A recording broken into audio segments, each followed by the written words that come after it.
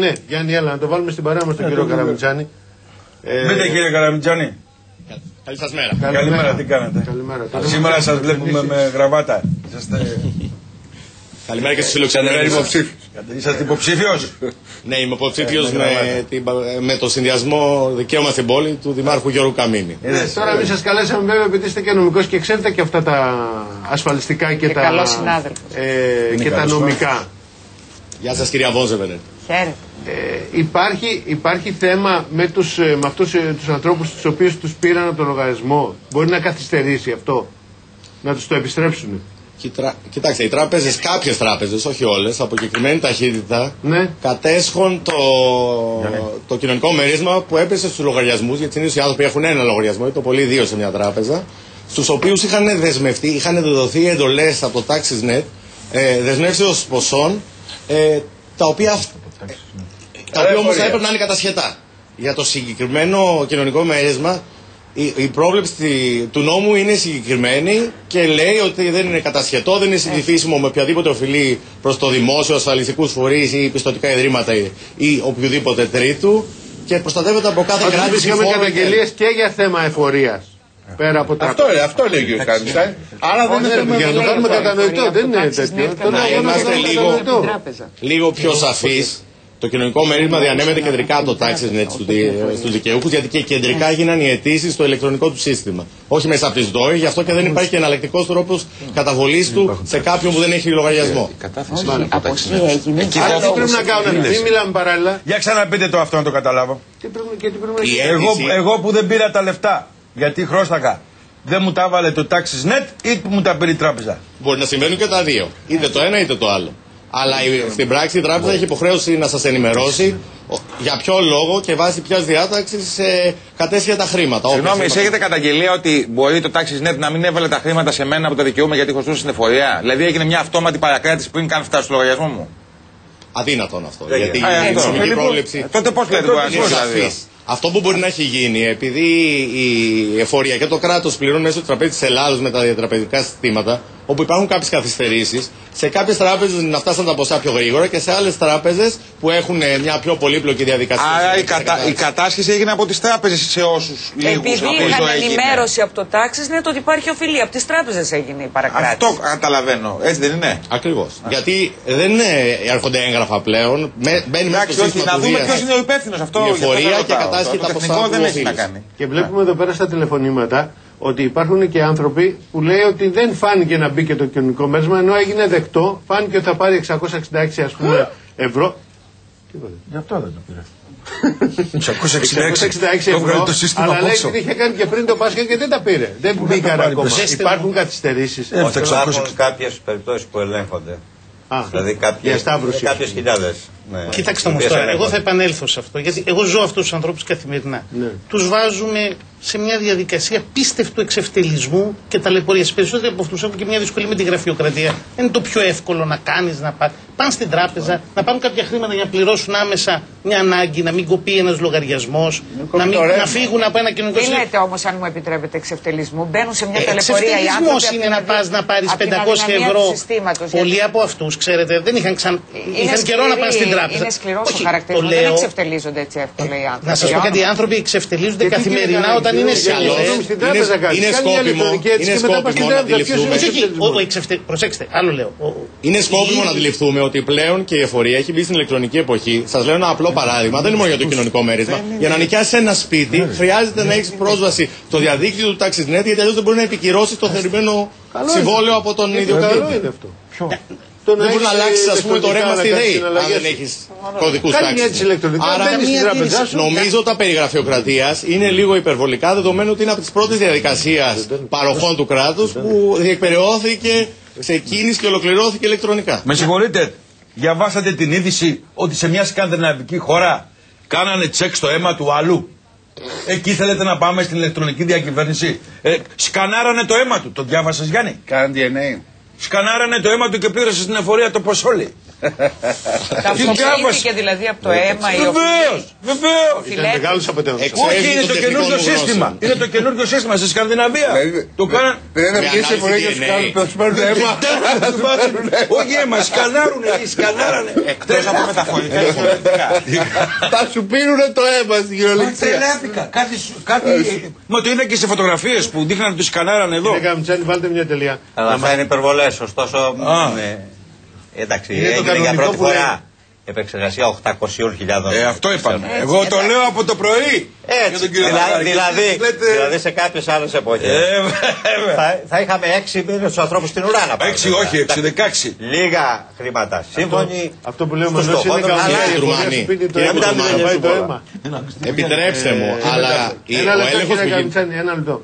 Γιάννη, να μας βάλεις λίγο στα πολιτικά που πάμε τώρα. Και αυτά πολιτικά είναι που λέμε, γιατί τελικά στην Ελλάδα όλα πολιτικά είναι στο τέλος.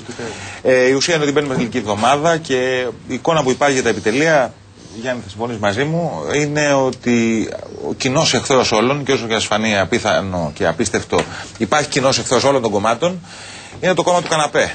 Το κόμμα του καναπέ είναι οι πολίτες οι οποίοι θα επιλέξουν ή δηλώνουν τώρα ότι θα επιλέξουν να μην πάνε να ψηφίσουν. Οι πολίτες αυτοί δεν θα το κάνουν από αδιαφορία ή βαριέμαι ή θα πάω για μπάνιο ή δεν ξέρω τι άλλο.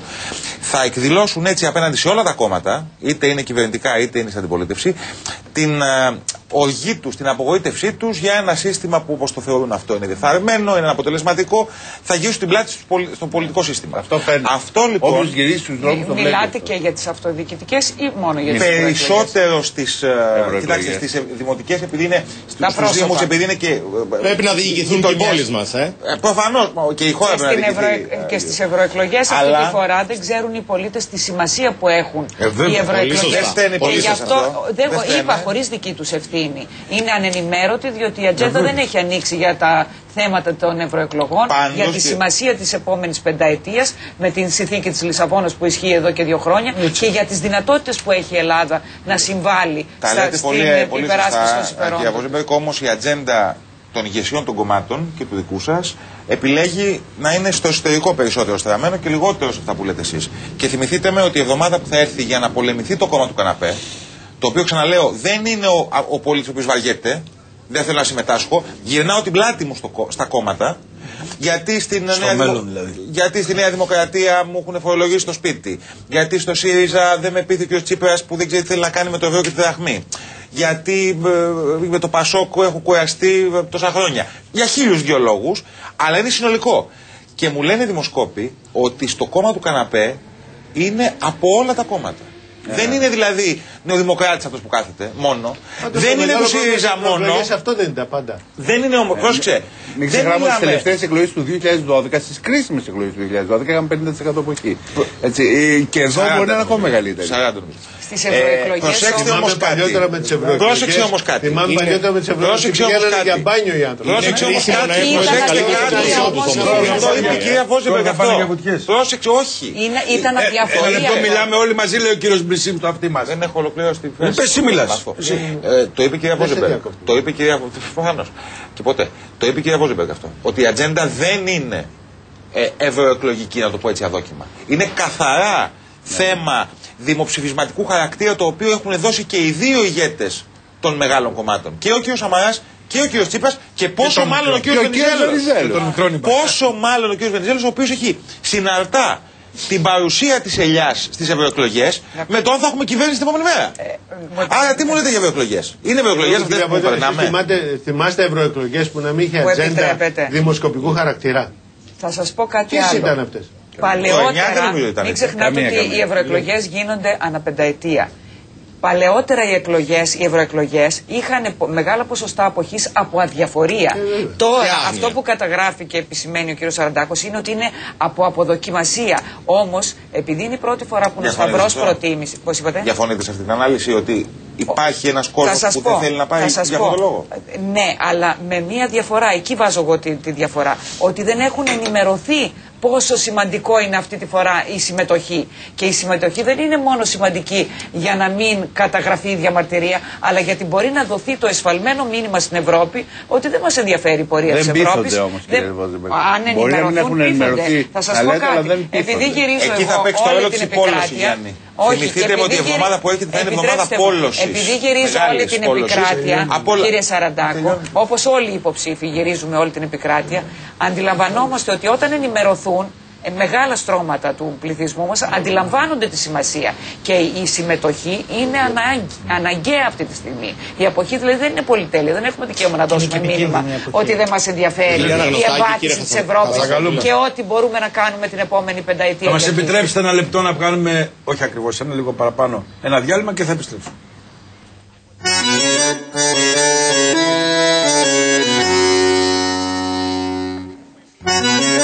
Θα βγούμε το βράδυ να το γλεντήσουμε. Πού θα πάμε? Στο καπηλιό του λαμπρινού του Δάκταρο. Καλό το παραμύθι σου, αλλά δεν έχει δράκο. Το κάτω παρτάλι έχει και από αυτόν. Τι είναι η μάνα μου? Έχεις μάνα? Καλώς όρισες, κοπελούδα μου. Σειρά να αρμέξεις. Να μαζέψεις τα αυγά. Σαράχνιασμα, σκουπισμά, σπουγγάρισμα. Συγγνώμη, γιατί δεν παίρνουμε γυναίκα? Και σένα γιατί σε πήραμε? Κάτω παρτάλι. Είναι προοδευτικό μέρο. Το κάτω παρτάλι και το Άμστερνταμ. Ένα χωριό. Ωραία να χαρώ εγώ μια νοικοκυρά. 1000 πρόσωπα. Άιντε. Δευτέρα στις 10 και 20. Για το μωρό σας, Μωρομάντιλα Baby Care χαμομήλι. Τα μόνα που παράγονται στην Ελλάδα. Με περισσότερα τεμάχια και σε σούπερ οικονομική προσφορά. Με την εγγύηση φροντίδας της Μέγα. Απόλαυσε κάθε μέρα τη δική σου στιγμή. Ανακάλυψε το νέο αφρόλουτρο Nivea Cream Care. Όλη η απαλότητα και η φροντίδα της κρέμας Nivea σε ένα αφρόλουτρο. Με το ίδιο μοναδικό άρωμα. Το πιο περιποιητικό αφρόλουτρο Nivea για την επιδερμίδα σας είναι το Cream Care. Από σήμερα κομμένη η θέρμανση. Και το καλοριφέρ θα ανάβει μόνο όταν το αποφασίσουμε εμείς.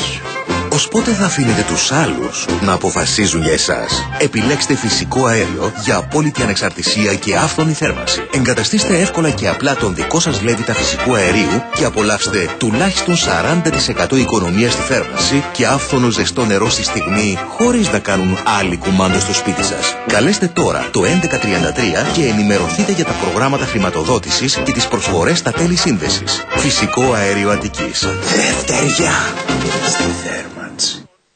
Κάθε φορά που χρησιμοποιείτε την πιστωτική κάρτα Go της Εθνικής Τράπεζας, ξέρετε ότι θα επιστρέψει πάντα με μετρητά. 3% από τα Carrefour, 3% από την ECO, 3% από τη Shell, 3% από τα Hondo Center, 5% από τα Lotus Galleries, 6% από το Travel Plan, 10% από τα Pet City και μετρητά από χιλιάδες άλλες επιχειρήσεις. Go από την Εθνική Τράπεζα. Επιστρέφει πάντα με μετρητά. Αυτή την Κυριακή, με τόσο μεγάλες προσφορές, κανένας δεν πρέπει να χάσει το θέμα. Και ο τρίτος τόμος της πολυτελούς σειράς «Χαμένες Πατρίδες», αφιερωμένος στην κοσμοπολίτισσα της Μικράς Ασίας, τη Σμύρνη. Και η πολυαναμενόμενη μουσική συλλογή με τα ολοκαίνουργια τραγούδια των 8 φιναλίστ του The Voice. Και το People, το μεγαλύτερο περιοδικό στον κόσμο. Και κουπόνι για επιπλέον δωρεάν χρόνο ομιλίας αξίας 10 ευρώ. Και πολυκούπονο με συνολικό όφελος έως 35 ευρώ για τα ψώνια σας από τα καταστήματα Μαρινόπουλος. Και μαζί όλα τα γάλατα του 1 λίτρου 50 λεπτά φθηνότερα κάθε μέρα. Μην το χάσετε. Η Αυγή της Κυριακής. Στην τελική ευθεία για τις εκλογές. Ρεπορτάζ, συνεντεύξεις, αναλύσεις. Με την Αυγή της Κυριακής προσφορά το βιβλίο «Δημοτικές εκλογές στη μετεμφυλιακή Ελλάδα. 1951-1964». Η αριστερά στο προσκήνιο. Επιμέλεια Ηλίας Νικολακόπουλος. Ένθετα, η ελληνική έκδοση της Le Monde Diplomatique με αφιέρωμα στην Ευρώπη και παιδεία και κοινωνία. Η Αυγή της Κυριακής. Αριστερή ματιά στην ενημέρωση. Για κάθε σπίτι, για κάθε ανάγκη, Σίτες Ευρώπα. Τοποθετούνται εύκολα και γρήγορα παντού. Νέα Total Age Correction. Για πρώτη φορά η Lancaster συνδυάζει τις 3 καινοτομίες DNA Repair, Retinol και Infrared Technology στη νέα πρωτοποριακή σειρά αντιγύρανσης. Total Age Correction από τη Lancaster. Τώρα με την κρέμα ημέρας, δώρο η κρέμα ανοιχτός σε κανονικό μέγεθος.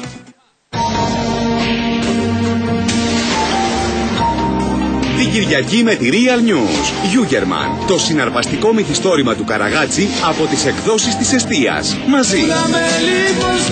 Big Stacks. Για πρώτη φορά σε εφημερίδα, 3 CD με όλες τις μεγάλες επιτυχίες τους.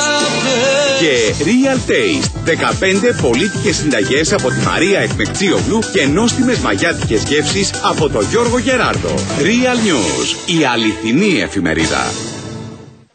Το μυστικό για επιδερμίδα με νεανική όψη βρίσκεται μέσα σου. Νέα κρέμα ημέρας Nivea Cellular Anti-Age με εκχύλισμα μανόλιας και ιαλουρονικό οξύ.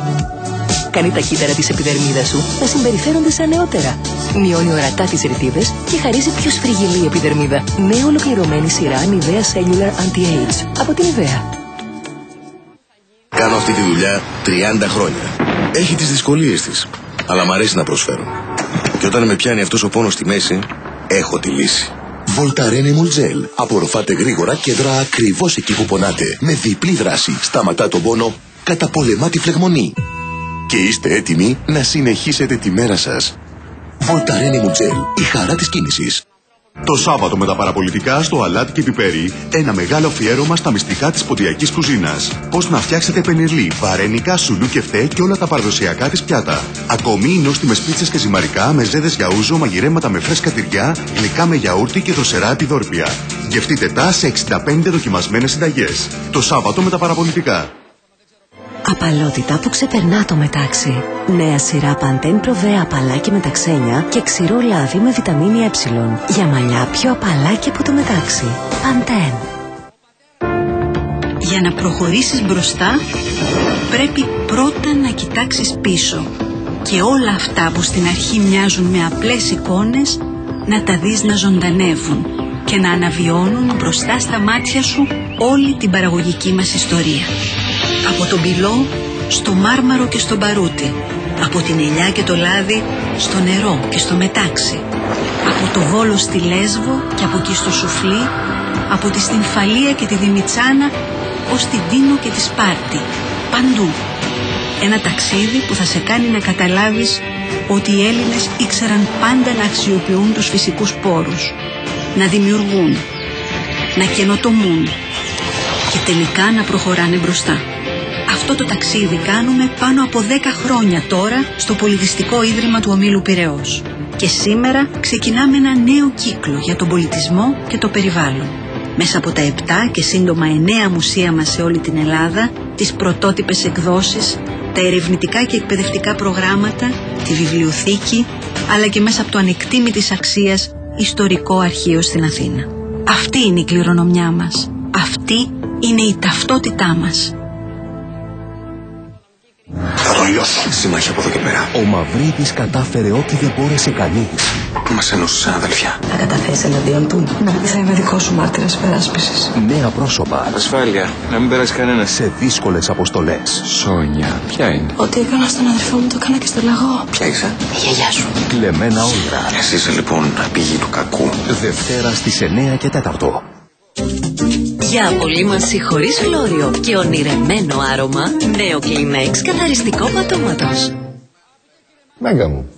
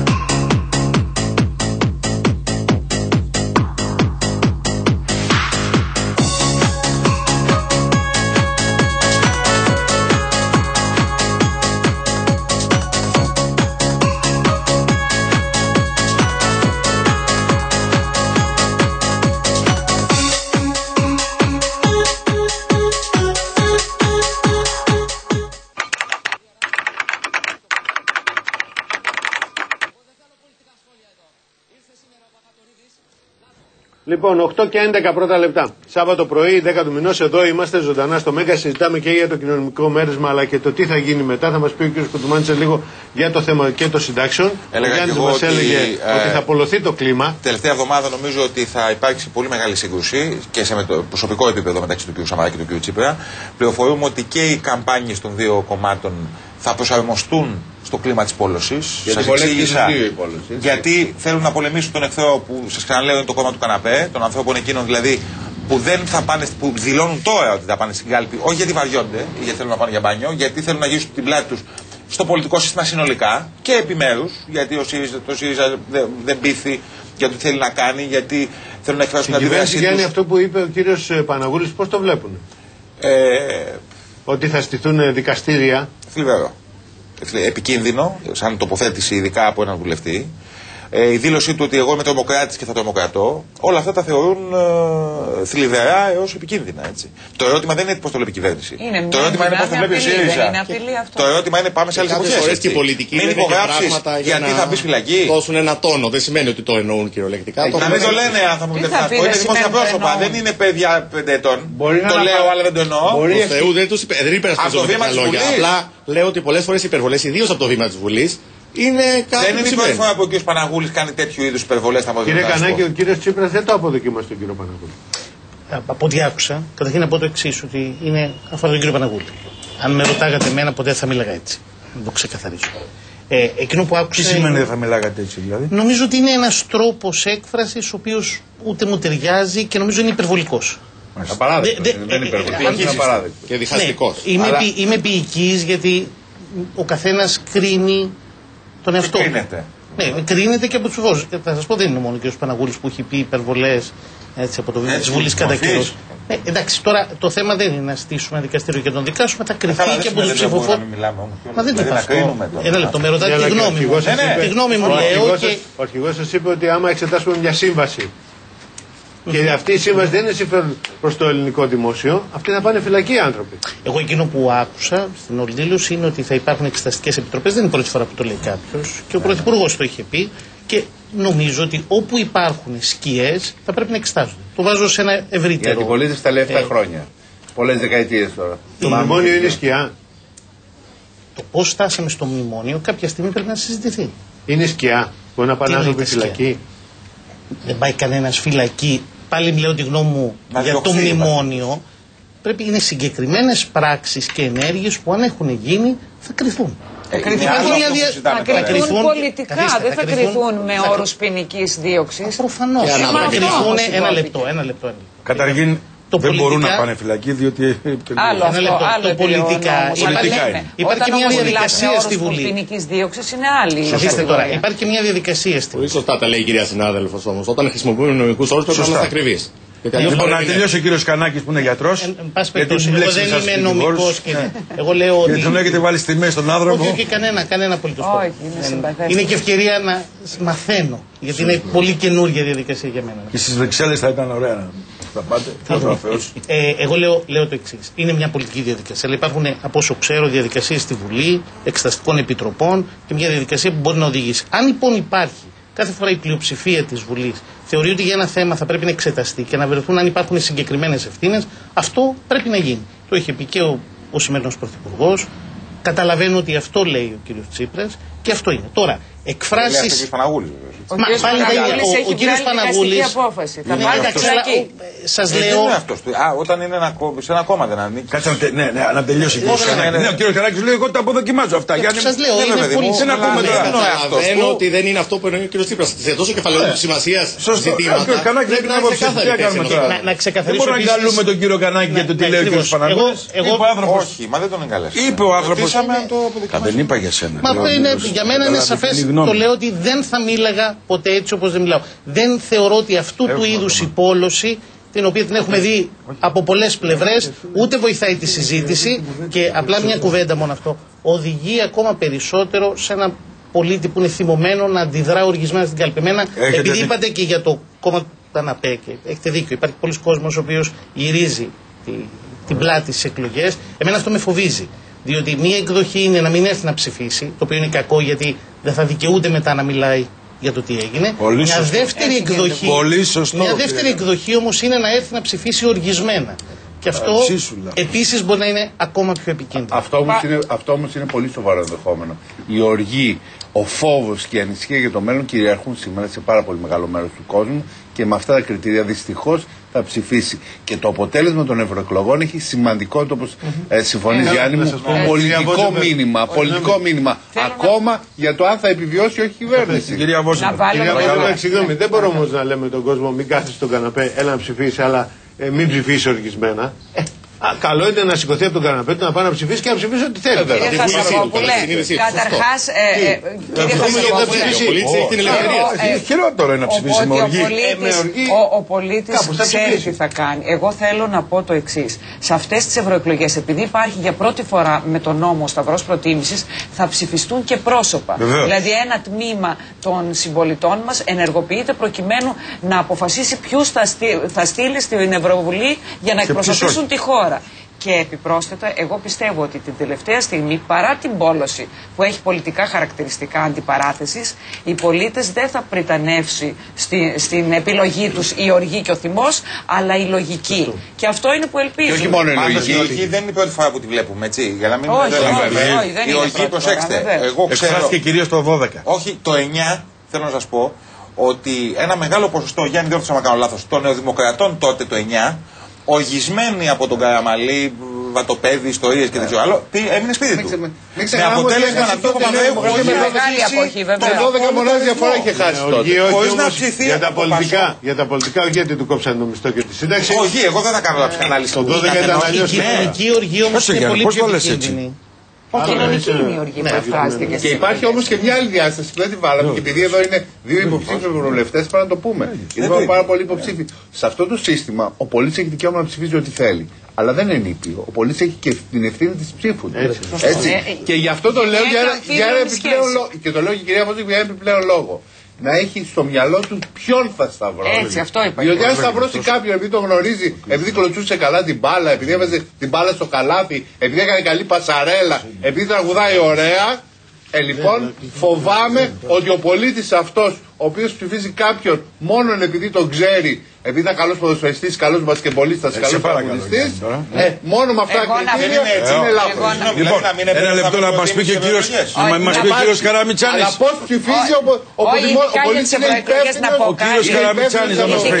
Ειδικά στις ευρωεκλογές, αν μου επιτρέπετε, κύριε Καραμιτσάνη, συγγνώμη, για αυτό που είπε ο Γιάννης ο Λοβέρδος, έχει ένα δίκιο ως προς την επιλογή των προσώπων, αλλά να πούμε κάτι, επειδή οι πολίτες δεν είναι ενημερωμένοι ότι είναι ένα ψηφοδέλτιο σε όλη την επικράτεια, ότι είναι μέχρι 4 σταυροί. Επί συνόλου 42 προσώπων που περιλαμβάνονται σε κάθε ψηφοδέλτιο, υπάρχει πολύ σημαντική επιλογή για 4 πρόσωπα. Δηλαδή, και το λέω για όλα, δεν λέω μόνο για τις ευρωεκλογές, και για τις περιφερειακές και για τις δημοτικές το ίδιο ισχύει. Βέβαια. Στις δημοτικές υπάρχει ακόμα μεγαλύτερο. Πόσοι είσαστε υποψήφοι, 200 σε κάθε συνδυασμό. 88. Όχι, 87-88 οι δημοτικοί σύμβουλοι και θα υπάρχουν. Σύν τους διαμερισματικούς, κύριε Καραμιτσάνη, κοντεύεται τους 200. Ναι. Δηλαδή, συγγνώμη, θα πάρω ένα ψηφοδέλτιο με 200 ονόματα. Ναι. Όχι. Τα ψηφοδέλτια θα είναι 7, καλό να το διευκρινίσουμε. Ναι. Η Αθήνα εκλογικά έχει οργανωθεί σε 7 διαμερίσματα. Άρα οι δημοτικοί σύμβουλοι είναι πάγιοι για όλα τα διαμερίσματα. Η διαμερισματική μεταβάλλονται. Ανάλογα το διαμέρισμα. Άρα οι άνθρωποι που θα έχουν ψηφοδέλτια και θα τα πάρουν από πριν από τους συνδυασμούς πρέπει να έχουν πάρει του σωστού διαμερίσματος. Ένα λεπτό, κύριε Καραμιτσάνη, γιατί μπερδεύτηκα πιο πολύ τώρα. Με συγχωρείτε. Εγώ ας υποθέσουμε. Είναι λίγο μπερδεμένα. Εγώ ας υποθέσουμε ότι μένω στον Άγιο Παντελεήμονα. Εντάξει. Και ψηφίζεις Χρυσή Αυγή. Μόνο να υποθέσουμε τα γίνεται. Να πούμε ένα πιο εύκολο παράδειγμα. Εσείς μένετε στο Κολονάκι. Δεν είναι το πιο εύκολο, δεν είπα τι. Και θα δώσανε ψηφοδέλτιο της Κυψέλης. Δηλαδή αντί για το πρώτο διαμέρισμα, το έκτο. Δεν μπορείτε να ψηφίσετε και είναι άκυρη η ψήφος σας. Αν πάτε λάθος ψηφοδέλτιο. Στο ψηφοδέλτιο δηλαδή, μετά από τους δημοτικούς συμβούλους γράφεται και το διαμέρισμα. Ακριβώς. Και οι διαμερισματικοί σύμβουλοι. Αναδιαμέρισμα. Άλλος ψηφίζει αλλιώς το έκτο. Άρα δηλαδή στην Κυψέλη θα είναι Άλλη διαμερισματική. Ναι, του έκτου διαμερισματική. Ήδη όμως δημοτική. Το Σύνταγμα θα είναι του πρώτου. Κράτη του δευτέρου. Αυτά τα ψηφοδέλτια δεν μας τα δίνουν. Από το τμήμα, βέβαια. Αυτό θέλω να σας πω. Ότι και εμείς τώρα που μας δίνουν ψηφοδέλτια μια δωρεάν ποσότητα, μας δίνουν και από τα 7 διαμερίσματα. Ακριβώς για να μπορούμε να δώσουμε. Πώς σταυρούς βάζετε? Αυτή είναι η παλαιοκομματική διαδικασία. Μέχρι 3 στους δημοτικούς συμβούλους, μέχρι 2 στους διαμερισματικούς. Τον κύριο Καρμουτσάνη μπορείτε να βρείτε σε όλα τα ψηφοδέλτια. Τα εκλογικά κέντρα. Τα διαμερισματικά δεν μπορεί να βρει σε όλα. Κύριε, ένα πουλάκι μου είπε